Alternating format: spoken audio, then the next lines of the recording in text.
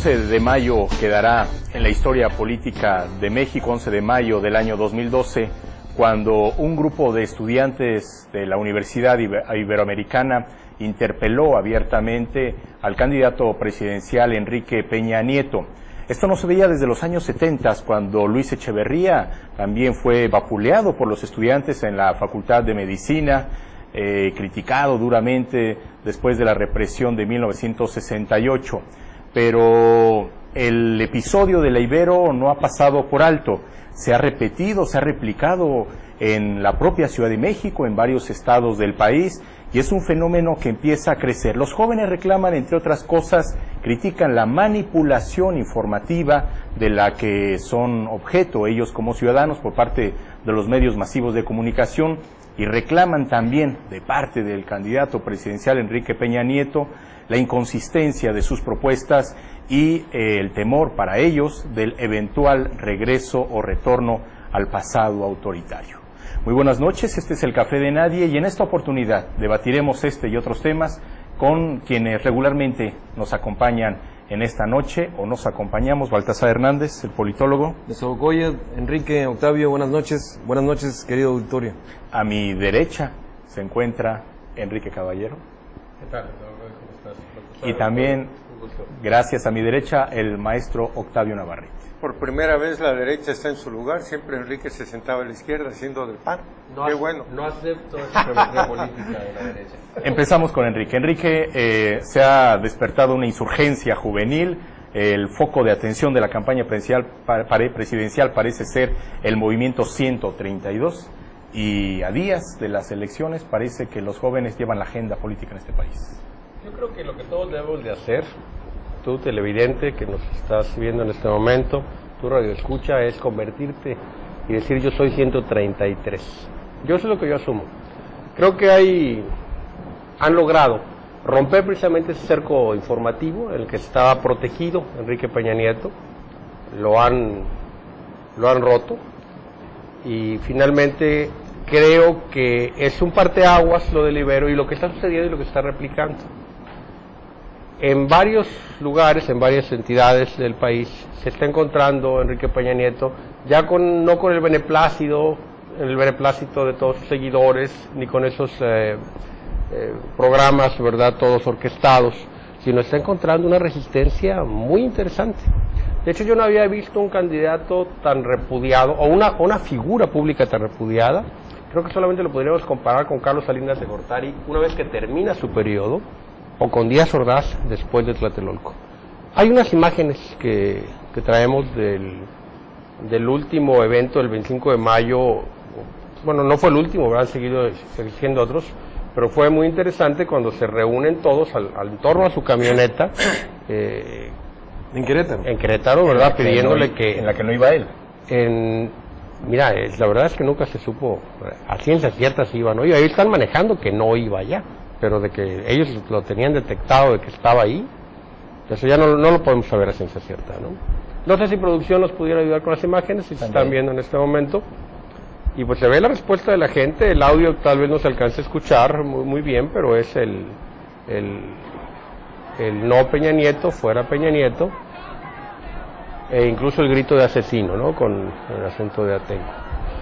El día de ayer, en los diálogos, ¿verdad?, de La Paz, con Javier Sicilia, pues es uno de los reclamos que le hacen fuertes a Enrique Peña Nieto, su participación en lo de Atenco. Y creo que esto está produciendo es el principio del fin, siento yo, de esa candidatura teóricamente exitosa. Octavio Navarrete, ¿qué tanto va a influir este movimiento de jóvenes?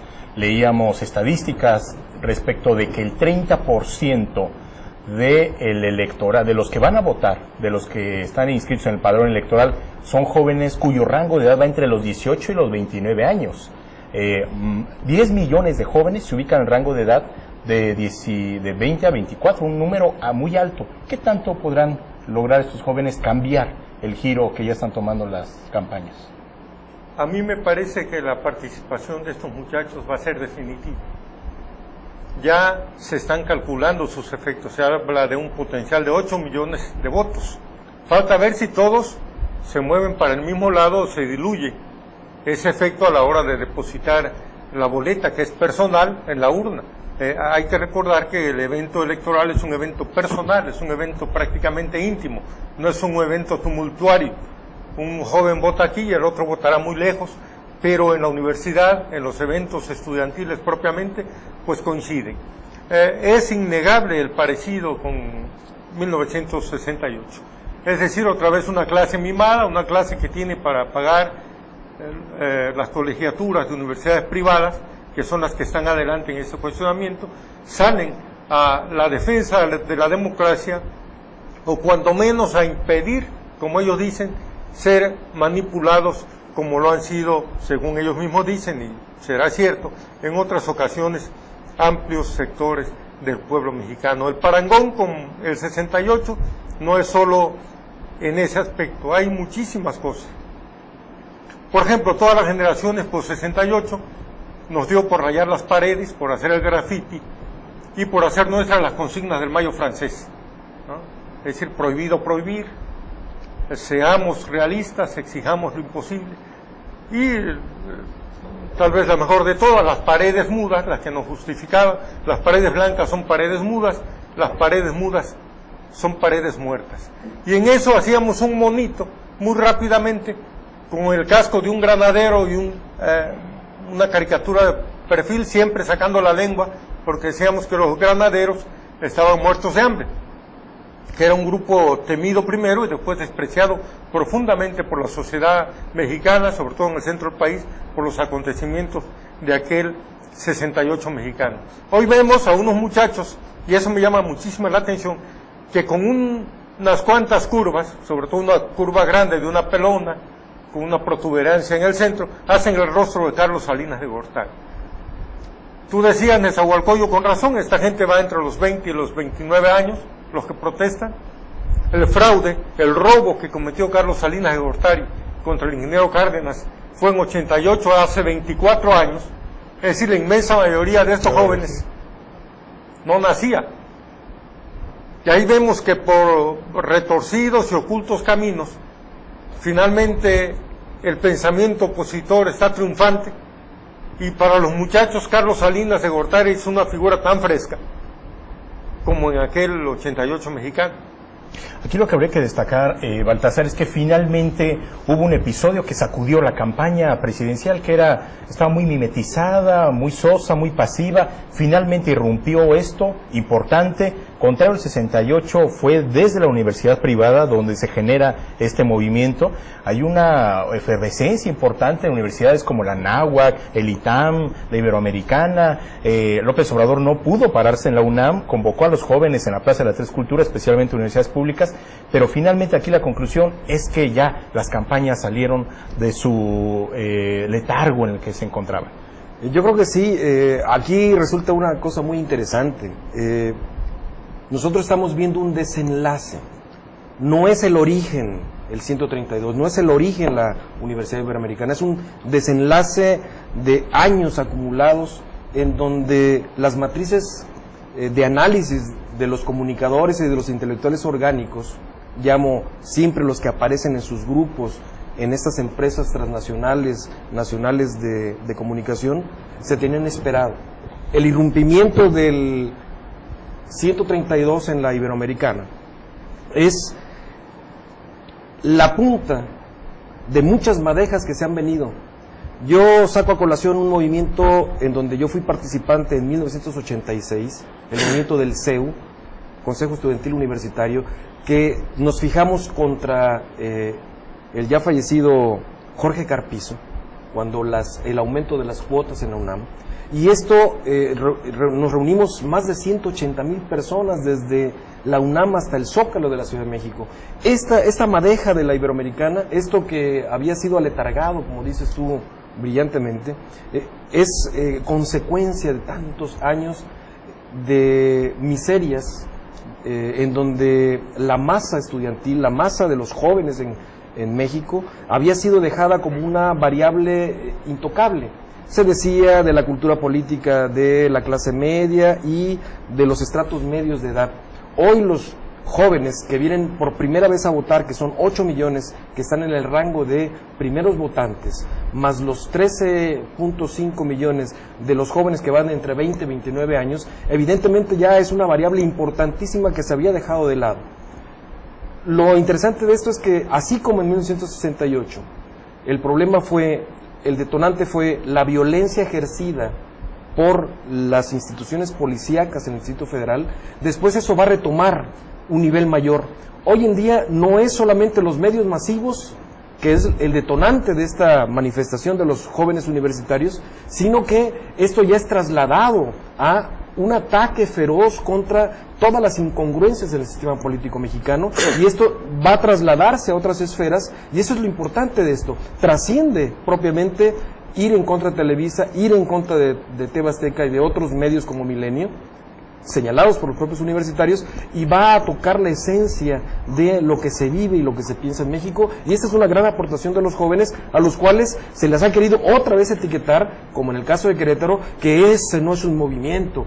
Evidentemente los nuevos movimientos van a pasar por jóvenes de los cuales no estamos acostumbrados a ver cómo piensan y cómo se desarrollan, pero que evidentemente va increciendo. La suma de los agravios, dice Baltasar. Antes de la pausa es importante también señalar que se ha presentado una comparación irremediablemente con otros fenómenos similares, sobre todo en Egipto, a propósito del derrocamiento de Hosni Mubarak. Ayer Germán Martínez, un prominente panista, decía que no es a tuitazos como han caído este tipo de gobiernos árabes, y también se ha hecho un parangón con el 15 de mayo español, incluso con los Occupy en Nueva York, estos acampados que se encuentran ahí. Finalmente, los jóvenes han demostrado una cosa en esta campaña, y es que no están tan intoxicados como se creía por los medios de comunicación, y han creado un aparatoso medio de comunicación alternativa, básicamente por las redes sociales. Volvemos después de la pausa, estamos en el Café de Nadie y seguiremos analizando este y otros temas.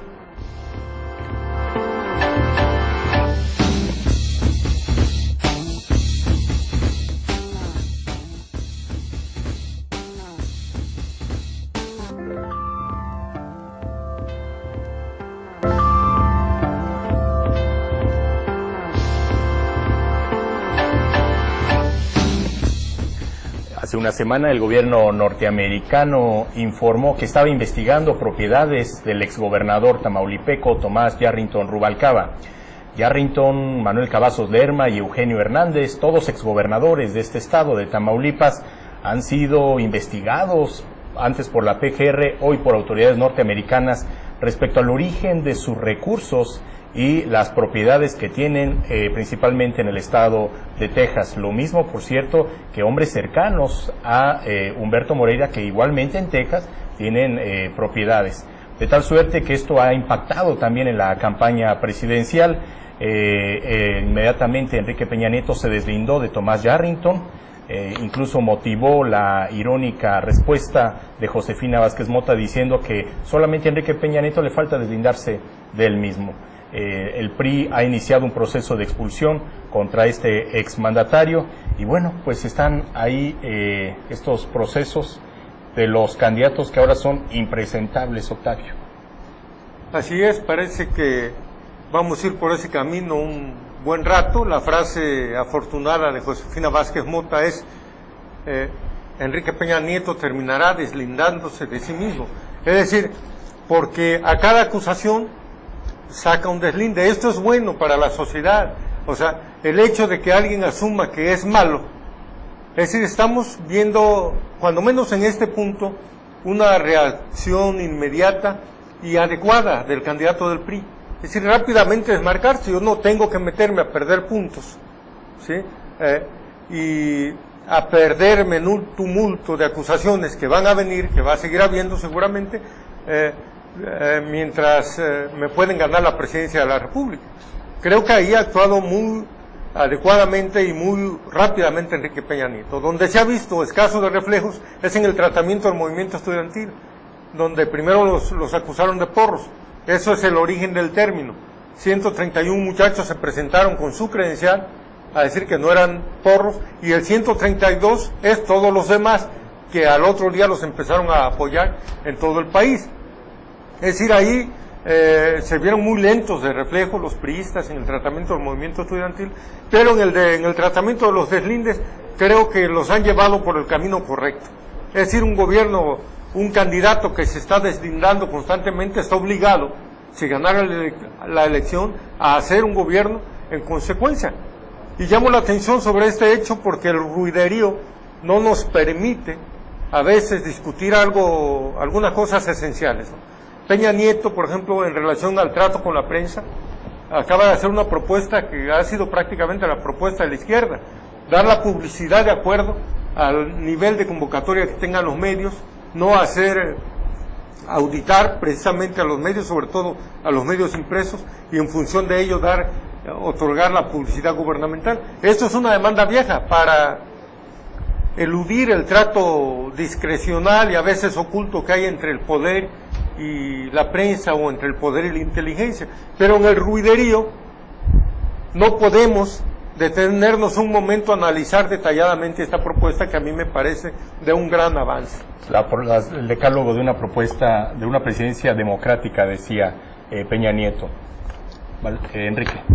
Mira, yo creo que algo de lo que están logrando es un de lo que ya lograron, es que incluso una de las televisoras de más fuerza a nivel nacional ya tuiteó el día de ayer su presidente, ¿verdad?, Emilio Azcárraga, que el debate será transmitido por primera vez en la historia de los debates presidenciales en el Canal 2, que es uno de los canales más vistos, que tiene mayor... una cadena nacional. Prácticamente es una cadena nacional. Entonces creo que ya lograron algo los muchachos. Era algo de lo que proponían ellos, exigían. Así es, que hubiera posibilidad, ¿verdad?, de que se viera. Curiosamente hay un candidato a presidente de la República que dice que no quería que fuera televisado en cadena nacional, que es Gabriel Cuadri. Yo creo que no le interesa que lo vean, no entiendo por qué el candidato que va más abajo, ¿verdad? Que el candidato que va más abajo en las encuestas no quiere ganar, no quiere ser visto, porque además le fue bien en el debate pasado. No quiere que sea, si no va a saber qué va a hacer con sus puntos, cómo se los va a pasar a Peña Nieto, va a tener problemas. Y bueno, otro punto importante, ¿verdad?, que hemos visto en eso del deslinde, ¿verdad?, es que ya los medios que sí están obviamente en una especie de amaciato con Enrique Peña Nieto, ya no lo están tratando de la misma forma. En la reunión que tuvo, ¿verdad?, con los analistas, que no son analistas políticos, sino son los periodistas, ¿verdad?, de Televisa, bueno, se filtró que finalmente el programa fue grabado y editado. No fue un programa en vivo. Nunca son en vivo. Los de tercer grado no son en vivo, no. Se graban aparentemente sí, pero sí se graban horas antes de... Sí, claro. Pero fue sumamente editado, según lo mencionan. Porque el de Josefina Vázquez Mota, si tú si lo viste, bueno, le quitaban la palabra, la callaban, y aquí no, aquí él estuvo callando a algunos. Sin embargo, sí lo trataron no tan bien, pues, ¿no? Entonces ya también la televisora está dando cuenta que el candidato tal vez no crezca lo suficiente, no le alcance.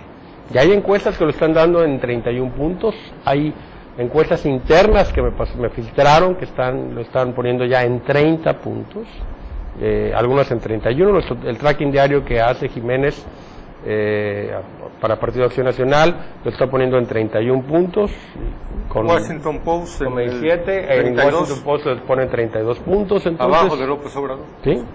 Entonces ya las cosas no son como era antes, hace mes y medio que estaban en 55, ¿no?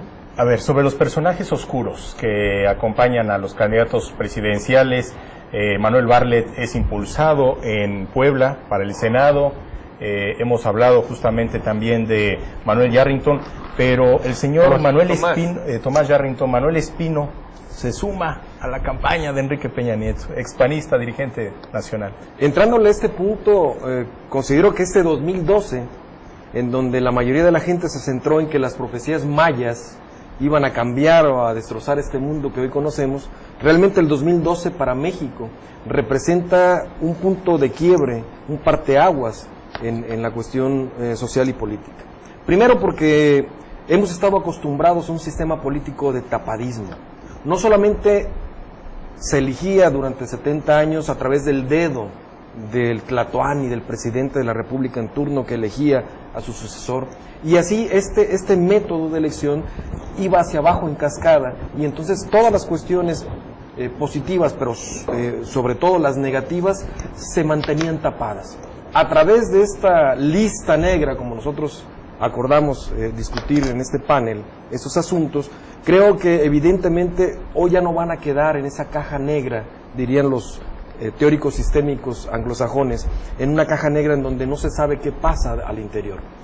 Yarrington, para el PRI, Ulises Ruiz en Oaxaca, que está siendo perdonado por Gabino Cue, Cavazos Lerma, en el PRD, en el caso del arropamiento de Manuel Bartlett Díaz, aquel 1988 que él dice que el sistema se cayó y ahora dice que no es cierto, que él nunca lo dijo. Evidentemente están descubriendo esta caja negra y están poniendo en una esfera transparente las cosas que no se discutían antes. Creo que va a ser positiva esta situación porque además el sistema judicial mexicano, la investigación mexicana, quiere quedar todavía en el oscurantismo. Son los Estados Unidos de Norteamérica quienes están filtrando y quienes están exponiendo que allá en Estados Unidos existe una persecución judicial con respecto a las propiedades y a los malos manejos de recursos, en este caso de Yarrington, y muchísimos más. Hablo también de quien fue gobernador de Baja California Sur, Agúndez. En ese sentido, todos los partidos, esta partidocracia, han cobijado, han dejado de lado, han hecho mutis en el sentido de todas estas situaciones que se han reproducido en el sistema político, que es corrupción. Creo que en el 2012 esta otra situación del movimiento 132 y todas estas cuestiones que están emergiendo con respecto no solamente de la juventud, sino de todos los hombres y mujeres maduros, va a haber un verdadero desvelamiento de las cuestiones de nepotismo, de corrupción. En el caso de Guerrero, las cuestiones que ha hecho Seferino Torreblanca con respecto a haber sido utilizado por los medios TV Azteca y Televisa, pues ponen en la vitrina transparente de la sociedad las cosas que se tienen que discutir y que son importantes, más sobre todo en una coyuntura política. Octavio, ¿algún apunte final en este bloque? Pues sí, que finalmente Peña Nieto, igual que Maximiliano, otro bonito de hace un siglo y medio, no tiene tanto la culpa. Es decir, a Televisa se le dio un producto bueno, al que no podían acomodarle la nariz, la oreja, los labios. Ahí estaba el niño bonito, que era, decían ellos, todo lo que necesitamos para hacer la gran telenovela de la democracia mexicana. Gavioto y Gaviota. Y resulta que les falló. Es decir, Peña debe estar ahorita bastante preocupado, porque si se atiene al priismo político, si se atiene a sus cuadros, si se atiene a su estructura, tal vez el resultado no fuera tan radicalmente distinto como lo han hecho estos muchachos que se le oponen, porque se le oponen precisamente porque no quieren ser manipulados por Televisa. Conviene mencionar que Enrique Peña Nieto, a quien ya le fue cambiada la agenda por los jóvenes, por este movimiento, ha presentado, como decíamos, un decálogo para una presidencia democrática, pero también hubo un deslinde de él abiertamente con el pasado en el Consejo Político Nacional del PRI, que sonó un duro golpe para los hombres de peso político al interior del tricolor. Vamos a una pausa y volvemos. Estamos en el Café de Nadie.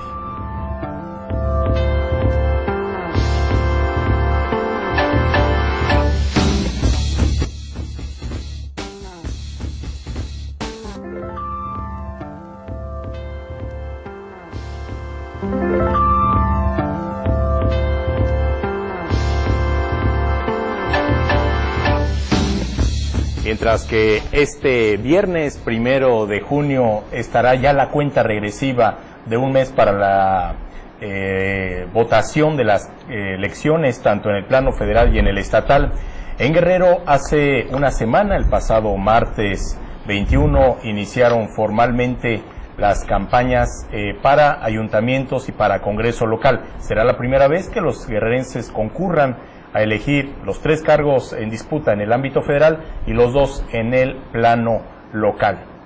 ¿Cuáles son las expectativas, los pronósticos de triunfo de cada partido, especialmente los tres principales, PRI, PAN y PRD en Guerrero. De eso abordaremos ahora en este bloque. Enrique Caballero, comenzamos contigo. Sí, bueno, antes de entrar ya en el plano local, comentaste de pasada, ¿verdad?, la defección, la salida de Manuel Espino. Pero no es salida, hay que dejar claro. Manuel Espino Barrientos, que fue presidente nacional del PAN, ya había sido expulsado del PAN. Y él forma un grupo que se llama Volver a Empezar, donde trataba de aglutinar a los panistas que estaban descontentos con el partido y que buscaban el retorno al origen, el retorno a los principios de doctrina, digamos que trataba de capitalizar lo que era el panismo ideológico, el panismo más puro. El genuino. El genuino. Y resulta que después el señor lo que hace es, dicen por allá, ¿verdad?, la rumorología maneja que por 15 millones de pesos y seguramente algunos planes de trabajo en el caso de que llegara Enrique Peña Nieto, decide apoyar ese proyecto. Se llevará a una docena de sus seguidores más cercanos, los verdaderos panistas que estaban dentro de esa formación, ¿verdad?, de Volver a Empezar. Muchos de ellos se están incorporando ya con el intento de precandidatura que realiza Javier Rivas Cantú. De hecho, Volver a Empezar, muchos de sus seguidores apoyaron y dieron la firma para el registro de Javier Rivas como un cuarto candidato a la presidencia. Entonces yo pienso que Manuel Espino hizo lo que tenía que hacer. Y bueno, finalmente la basura en el basurero se junta. Bueno. El Manuel Espino qué duro, Enrique, habló como dirigente. Manuel Espino es como analista. Rosario Robles cualquiera. Claro. Es decir, son saltimbanquis, profesionales de la mentira, traidores. En Guerrero, una química, Irma Figueroa, que es diputada del PRD aquí y ahora apoya directamente a todos los candidatos del PRI. Es decir, estamos viendo esta danza de saltimbanquis. Por eso se llama así, ¿no? Begin, Volver a Empezar. Bueno, es una canción bonita. Canción que hicieron. A ver, vayamos sobre las campañas locales. Bueno, fue el 22 de mayo, el martes 22 de mayo, correcto, arrancan la campaña. Y bueno, la verdad es que hemos tenido, creo yo, aperturas muy interesantes por parte de los 4 partidos políticos, porque también hay un candidato, aquí en Acapulco al menos, ¿verdad?, del PANAL que va a la presidencia municipal, Carlos Reyes Páriz, el Partido Acción Nacional que lleva a Digna Marroquín Cisneros, Luis Walton Aburto, que todos lo conocemos, ¿verdad?, que es candidato de la coalición de izquierdas, y Fermín Gerardo Alvarado Arroyo por el PRI. Aquí tenemos algo interesante. Tenemos un empresario que es el candidato de las izquierdas y tenemos una dirigente sindical que es la candidata del Partido Acción Nacional. Debiera ser tal vez al revés, ¿no? Pero parece ser que el Partido Acción Nacional está dispuesto a rebasar por la izquierda. Y de acuerdo a lo que me han comentado y algunos planes que trae en su campaña, de adoptar algunos puntos, ¿verdad?, muy claros, tradicionales de la izquierda, yo creo que va a intentar ese rebase por ahí. Me pregunto si el Baester Gordillo, por ser líder de un sindicato, es en automático democrática. No, me parece que no es correcto, digamos, no. Una apreciación muy subjetiva. Octavio, sin embargo, ¿cuáles son tus escenarios? Sí, vale, es decir, la lógica dice que los proletarios, organizados o no, deben tener sus candidaturas en la izquierda, y que los empresarios, organizados o no, deben tener sus candidaturas en la derecha. Nomás que aquí mi amigo Enrique, cuando dice bueno, derecha dice PAN. No, la derecha no, en Guerrero la derecha es el PRI, definitivamente. Creo que va a haber mucho voto diferenciado, sobre todo en Acapulco. Nos estamos dando cuenta de algunas cosas. Digamos, Evodio Velázquez va con su esposa y su concuña en la lista. Una cosa terrible. En la lista desagradable, de regidores, algo. Es una ofensa a los electores. Eso. Totalmente. Entonces, aquí va a haber mucho voto cruzado, mucho voto de castigo. Lugares donde el padrón prácticamente se partió en 4, que es el caso de Coyuca de Benítez. Una fuerte candidatura del Partido de Acción Nacional, de parte de Francisco Navarrete Ávila, tesorero del actual presidente municipal durante mucho tiempo, director de finanzas. Una fuerte candidatura de Efraín Ramos Ramírez, dirigente del Congreso local, por el Movimiento Ciudadano. Una candidatura fuerte también de Javier Bataz por el PRD-PT, y eso hace que Ramiro Ávila, por ejemplo, que ha perdido 2 casi consecutivamente a manos de distintos partidos, del PRD hace 9 años y de Convergencia hace 3, pueda tener ahora oportunidad, porque con el puro voto duro, él siempre saca entre 7 y 8 mil votos, pudiera dar la sorpresa, ¿no? Es algo que es difícil, pero que en Coyuca de Benítez vemos 4 candidaturas muy fuertes, 4 candidaturas con personas honorables, además, encabezando las preferencias electorales. Va a estar muy difícil, se la van a llevar por 20 votos en Coyuca de Benítez, el que gane. Muy atrás el del Panal, que aparte tiene un conflicto, mi amigo Toño de los Santos, de otra índole. Mi querido Baltasar, como acapulqueño de origen, ¿cuál es tu pronóstico como estudioso de los fenómenos políticos electorales? ¿Cuál es tu pronóstico en el puerto? A una semana de haber iniciado las campañas. Amigos, yo creo que mientras a nivel nacional se está dando una dinámica efervescente por cómo se están comportando los partidos y los candidatos a nivel de candidaturas presidenciales, en Guerrero y en Acapulco parece que es pan con lo mismo. Un fiel acapulqueño como lema principal primario de Fermín Alvarado Arroyo, y algo muy parecido, Walton, pareciera que los entrenaron igual, hablan igual. Reyes Parisi también está utilizando la misma dosis medicinal para convencer a un electorado que quisiera ver una dinámica mucho más movida, mucho más inteligente, con mucha más propuesta. No hay propuestas hasta ahorita, y creo que este voto cruzado, voto diferenciado, va a ser totalmente novedoso. ¿Por qué? Porque la estrategia de muchos de los partidos, del PRI y del PRD, que conozco perfectamente, están apostándole a la ola de los candidatos presidenciales. Es decir, quieren que les alcance el poder nacional para incrustarse.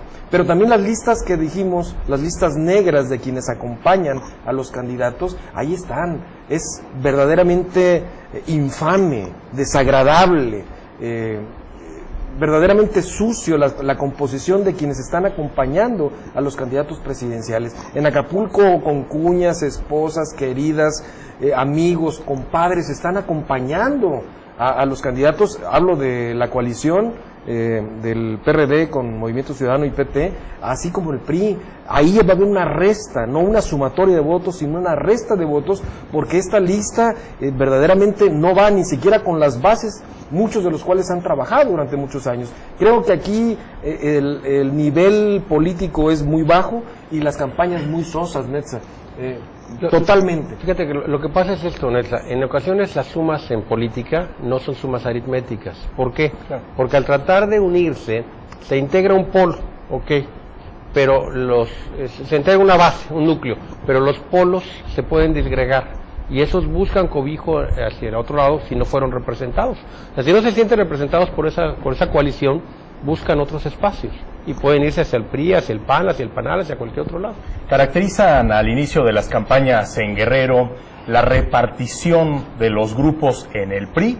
Rubén Figueroa, René Juárez en menor medida está prácticamente borrado. Es Manuel Añorbe y Héctor Astudillo el que le disputan a Rubén Figueroa estos espacios, y se lo han distribuido todo. Lo mismo en el PRD, estos 4 fantásticos o jinetes del apocalipsis, David Jiménez Rumbo, Sebastián de la Rosa, Víctor Aguirre y Evodio Velázquez, innombrables todos ellos, también prácticamente se repartieron todo, y parece que va a haber un duro golpe a estos dos partidos. Creo que va a haber municipios muy diferenciados en cuanto a triunfos, y yo creo que podemos desde ahora plantear un escenario del rumbo al Congreso. ¿Cuáles son tus estimaciones, Octavio? ¿Cómo crees que quede el Congreso local? Siento que lo puede ganar por muy poco margen el Partido de la Revolución Democrática y la coalición esta, muy cerrado con el PRI, y siento que puede tener una buena representación, sobre todo por el voto de castigo, el Partido Acción Nacional. Hay que recordar que Acción Nacional pierde su registro por apoyar a Ángel Aguirre. Es decir, ya no le alcanzó mantener el registro, llamaron a apoyar a Aguirre y lo perdieron. Entonces habrá mucha gente que decida regresarle el registro a Acción Nacional por ese gesto, pero además que decida castigar al PRD sin tener obligadamente que votar por el PRI.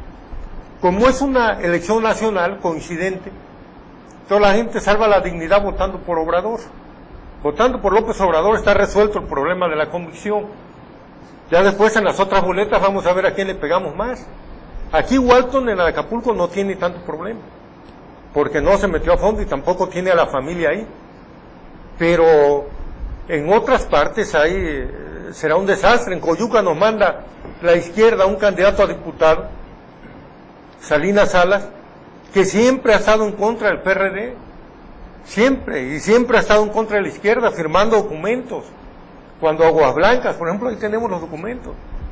Yo jamás voy a votar por Víctor Salinas Salas en Coyuca de Benítez. Y mucha gente izquierda no vamos a votar por ese camarada. Estás tomando partido. No, estoy tomando partido porque así debe ser. Ya tiene un voto menos, Enrique. Sí. Curiosamente, el PAN está postulando a algunas gentes que estuvieron participando en la izquierda. Ahí tienes al doctor Jorge Peralta, que es candidato a diputado local, que fue antes candidato del Partido del Frente Carlista de Reconstrucción Nacional. Pero también el PAN toma Mariano Di Mayuga, también. Algunos inconformes de PRI y PRD. Logra incorporar a sus planillas a gente que no se vio beneficiados en estos dos partidos. Algunos se están integrando y están llegando. Esto es normal, ¿no? Siempre hay un salto, ¿no? Unos brincan hacia un lado, otros brincan hacia otro, pero también tenemos panistas, que incluso panistas que han sido producto de perseguidos políticamente y que han llegado a estar en la cárcel. Tenemos el caso de Aldi Manuel, que estuvo en la cárcel 3 años, fue nuestro presunto culpable. Ya lo con una reivindica. historia de disculpe, pues ahora es candidato a diputado local por el distrito urbano. Y también el señor Di Mayuga, Octavio, que en algún momento hizo una ley contra las manifestaciones, anteriormente fue diputado del Parece PRD. saneamiento básico la política ahora ya local, está parece en el PAN. es la recolección de la basura.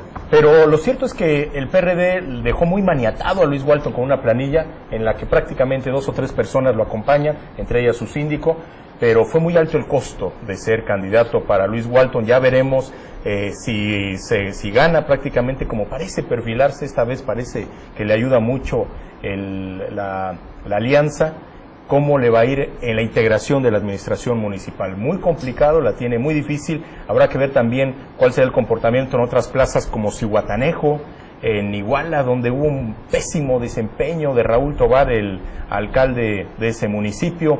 En Tasco también habrá que ver, y sobre todo cuál es el comportamiento de municipios como Metepec, tierra del actual gobernador Ángel Aguirre. Y recordemos también una cosa, será la primera vez que en Guerrero tenemos una nueva redistritación, hay ajustes de nuevos distritos y demás, que será también determinante en los resultados. Vamos a una pausa y continuamos con este tema. Estamos en el Café de Nati.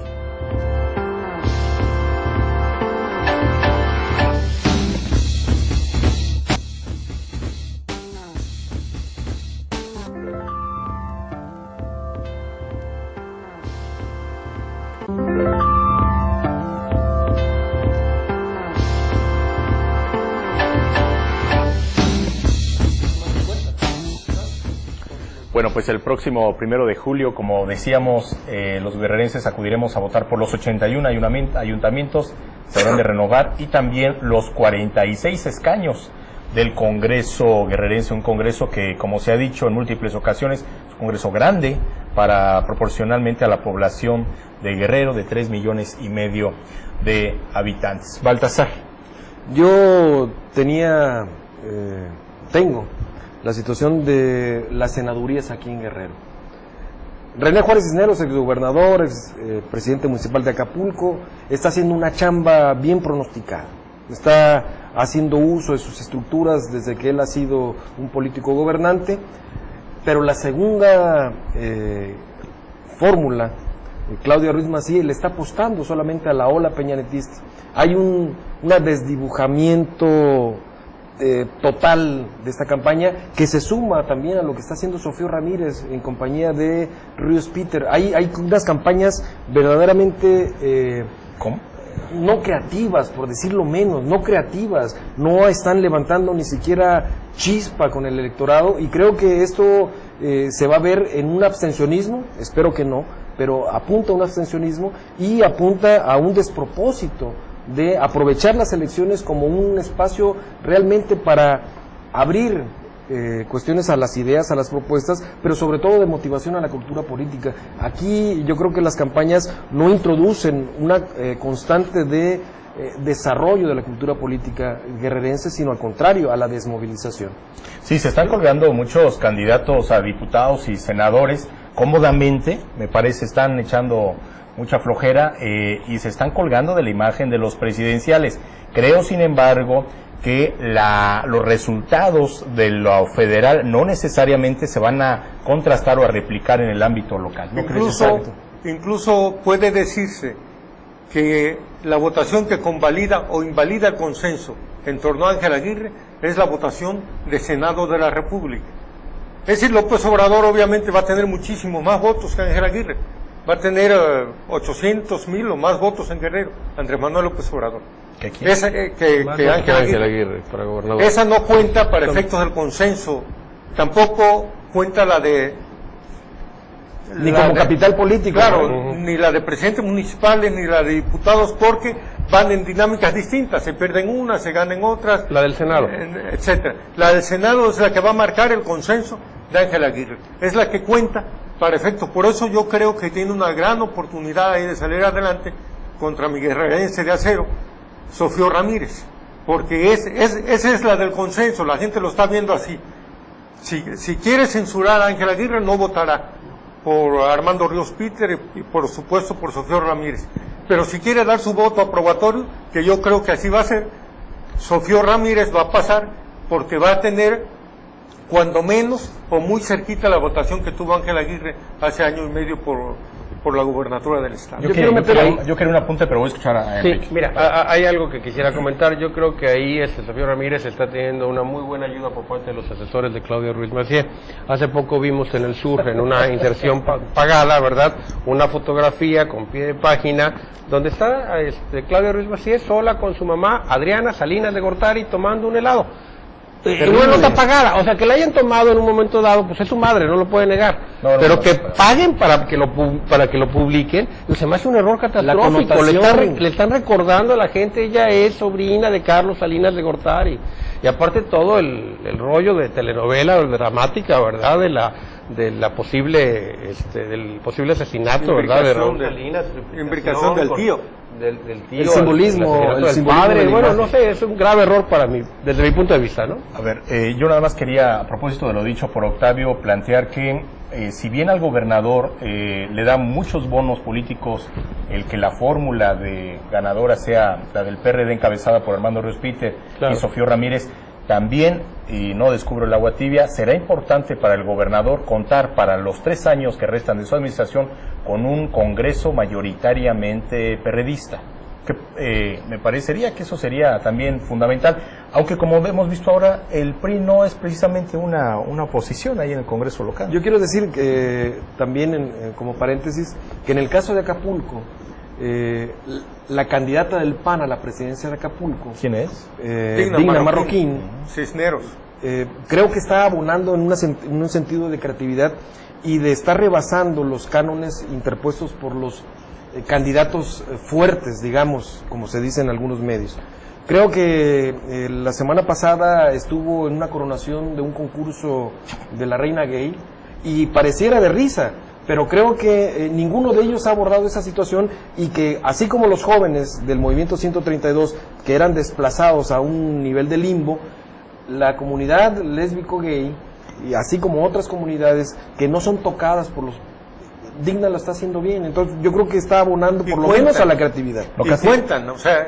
¿Tú estás diciendo que también lo va a rebasar por la izquierda a los demás? No, yo pienso que en términos de creatividad está haciendo algo que no están haciendo los otros, ¿no? Bueno, pues vamos a la parte final de este programa con algunos datos históricos que ya se volvieron también frecuentes en este espacio. Enrique, ¿qué te nos traes ahora? Bueno, 29 de mayo, pero de 1917, nace John F. Kennedy, que fue pues, un presidente de los Estados Unidos de Norteamérica que impulsó, ¿verdad?, esa integración racial sobre todo, y que probablemente haya sido lo que le haya costado la vida el 22 de noviembre de 1963.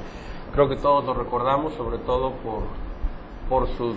Bueno, primero porque se casó muy bien con Jacqueline Bouvier, ¿no? Asesinado en Dallas. Sí. Asesinado en Dallas, y luego también por los amoríos que tuvo con una de las grandes estrellas, ¿verdad?, del cine estadounidense. Marilyn Monroe. Hay una película ahora, ¿no? Hay una película muy buena sobre Marilyn Monroe, pero no trata el tema del amorío con John F. Kennedy, sino trata el tema de Marilyn filmando precisamente con Sir Laurence Olivier, el príncipe y la corista. Ya hace Kenneth Branagh el papel de Sir Laurence Olivier, vale la pena verla. Eran amoríos, según dicen los historiadores, con ambos. ese con el presidente Kennedy y con el senador, su hermano Robert sí, Kennedy. Sí. Cuando era fiscal. Entonces, cuando era fiscal, cuando era el enemigo número uno. Procurador, pues. John siempre fue amoroso.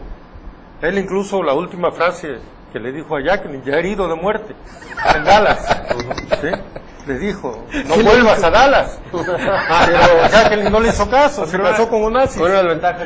Hoy tendría... tenía mejor puntería, ¿no? No Bueno, le pasaba los sí, no, ya fue instantánea John la Fitzgerald muerte. Kennedy tendrían hoy 95 años. 95. Le pasa lo que le pasa a todos los que se retiran en el box bien o los que se mueren de manera muy temprana. Se mueren jóvenes. Un Pedro Infante, recordado siempre como el joven eterno, el cantante. John Fitzgerald Kennedy se muere como ese presidente joven, en aquel entonces, 46 años de edad, muere en el 63, y obviamente repercute. La otra, el complot, el crimen de Estado de un presidente de los Estados Unidos asesinado en Dallas, también aquí los hemos tenido en México, ¿no? El caso del candidato presidencial del PRI, Luis Donaldo Colosio Murrieta, en Lomas Taurinas en Baja California, pues también denotan que hay cuestiones fuera de cualquier análisis político en el cual pueden tronar a un candidato. Aquel que agarraron con la pistola 22 que dice ser que no pasó nada con Andrés Manuel López Obrador la semana pasada, pues hay una implicación y tiene que ver con la cuestión política, de alguna manera lo toca. Bueno, pero a Kennedy le tocó inaugurar la época de la Guerra Fría, habrá que decirlo. Con él se instala el embargo norteamericano contra Cuba, con él se presenta esta crisis de los 13 días respecto a la ubicación de misiles soviéticos y la invasión de Bahía de Cochinos, Cuba, claro, ¿no? la invasión de Bahía de Cochinos, con Nikita Khrushchev, una época muy tensa, digamos, con el régimen soviético, y él, en fin, inaugura esta época de tensión en las relaciones entre Occidente y Oriente, y también, como bien apuntan, un presidente que era amoroso, como lo siguen siendo otros presidentes, Clinton incluido, que lo hemos visto recientemente unas fotos. Pero no se ha muerto, pues él no se ha muerto. Pero él tenía mala puntería. Y tiene tiene a su esposa como secretaria de Estado, Clinton, y sigue tocando el saxofón y le siguen tocando algún otro instrumento otro a él, órgano. Y a los Kennedy también se les ha atribuido una historia de tragedias familiares. Todos. Robert Kennedy fue asesinado en campaña en California. En Los Ángeles. Recientemente acaba de morir el Edward. prestigiado senador Edward Kennedy, hace un año y medio, un hombre muy influyente en la Cámara de Senadores, tenía prácticamente más de 35 años de senador del Partido Demócrata, senador vitalicio. John, el hijo de John F. Kennedy, que murió en un accidente también. Acaba de morir también otra nuera ahí de uno de los... Se acaba de separar Kennedy. una sobrina de él, casada con Arnold Schwarzenegger, sí. el famoso Terminator, porque él pues, se involucra con una... de hecho, era la única Kennedy que estaba, ¿no?, con los republicanos. Hijo, ¿no? Y además, no en pocas ocasiones, el presidente Clinton dijo ser influenciado, antes Clinton y ahora Obama, por Kennedy. ¿Algún apunte final, Baltasar? Nos vamos. Pues yo creo que aquí la situación es estar muy atento de los medios, de hacer que los movimientos sociales se desarrollen en una democracia real, no andar criticando de bote pronto todas las expresiones de jóvenes, de adultos, de ancianos, de niños. Todas las expresiones que se crean en el seno social deben de surgir y deben de tener un inicio y un desarrollo pleno. En ese sentido creo que basta de andar criticando por criticar y esperar cómo se desarrollan las cosas. Octavio Navarrete, ¿tú también vas a hablar como dirigente político? Yo no lo voy a hacer caso a Baltasar, no voy a decir lo Enrique Peña y Manuel Espino. Le dijo Enrique Peña, Manuel Espino, vente para acá, apóyame. Manuel Espino. Y Manuel Espino dice, no, yo no apoyo a las personas, yo apoyo a las ideas. Entonces le dice Peña, pero si te ofrezco 15 millones, bueno, entonces la idea me empieza a gustar. Se fue por ahí. Bueno, Enrique Caballero. Mira, yo quiero aprovechar para hacer 3 felicitaciones. A mis 2 hijos cumplen años en estos días. Muy bien, felicidades. Gracias. Alejandro Caballero desde La Barquera cumplió el 27 de mayo. Mi hija Daniela Caballero de Sánchez de La Barquera cumple el 2 de junio. Y bueno, quiero felicitar también a la candidata del Partido Acción Nacional, Digna Marroquín Cisneros, que está haciendo un trabajo con mucha entrega, con mucha pasión. Es una mujer de palabra. Suena comercial. Bueno, ha perdido la neutralidad de este espacio de análisis y reflexión. Agradecemos a ustedes su presencia. Habrá que decir que está convocada para esta semana marchas a propósito del movimiento Yo Soy 132, 133 o el resto en Acapulco este miércoles, en Chilpancingo. Están despegando poco a poco estos movimientos en Guerrero. Esperemos que no terminen de fortalecerse después de la elección del 1 de julio. Esperaremos que fuera antes. ¿Anuncia la invitación a los candidatos? Y bueno, sí, en esta mesa tendremos también la presencia de candidatos y la candidata a presidente municipal de Acapulco a partir de la próxima semana estarán desfilando por esta mesa de análisis. Muchas gracias a ustedes que nos escuchan en las 7 regiones del estado, a los que nos ven por internet, y nos escuchamos y nos vemos la próxima semana. Recuerde ver nuestra repetición el domingo a las 6 de la tarde. Gracias nuevamente y muy buenas noches.